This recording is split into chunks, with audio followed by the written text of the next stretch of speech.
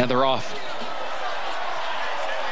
Our Commodore out for the lead. Bluegrass Beat being hustled up down toward the inside. And there goes Bluegrass Beat for Kerwin Boo Boo Clark up to grab the lead as they head into the first turn.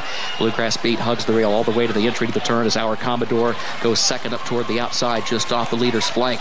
Japan caught wide and Wisecracker very wide, 5 lanes wide around that first turn toward the center of the pack.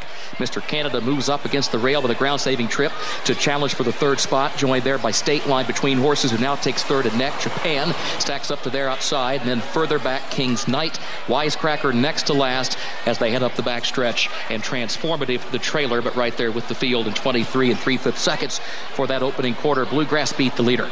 Bluegrass Beat on top by just over a length. Our Commodore outward from the rail, second by 3/4 of a length. State Line third, and here's Wisecracker. Wisecracker now begins to rally up on the far outside, just outside of Japan, who tries to go with him. Our Commodore to their inside. They're all bearing down on Bluegrass Beat. 48 seconds was the time for the first half mile. Bluegrass Beat, Wisecracker to the far outside. Our Commodore third, Japan is fourth around the far turn. Our Commodore losing a couple of positions as they come to the quarter pole. Japan regains the third spot, but Wisecracker is put ahead in front. Here comes Japan chasing after Wisecracker past the quarter pole. Bluegrass Beat is now third. King's Knight to fourth outside of our Commodore. Transformative a wide fifth off the turn. Short stretch, Wisecracker the leader. Wisecracker leads it by 2.5, 3 lengths clear from Japan. Then another 3 back of that one to King's Knight. Transformative is fourth. Deep stretch for Wisecracker past the 16th pole. Wisecracker to win it for Jose Lescano. And then it was Japan who took second, followed under the line by King's Knight in third. Our Commodore was fourth. Wisecracker, this was really a nice ride by Jose Lescano because he had to deal with being wide in that first turn, Caleb, and somehow he worked out this trip. Japan in kind of a similar situation too, where he rallies for second.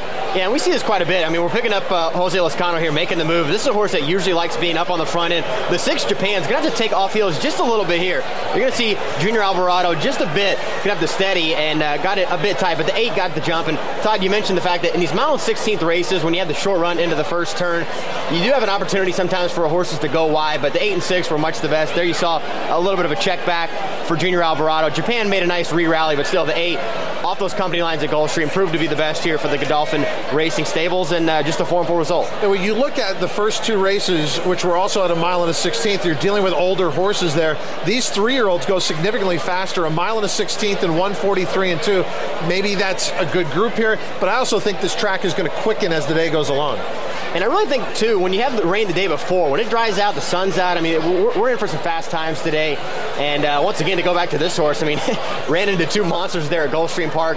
I still think Japan down the line is going to be a really nice horse, but the top 2 would prove to be the best here late. 8-6-5-4 posted on the board here in the third at Keeneland. 4-5 over 5-2, over 15-1, over 5-1. We'll come back with more.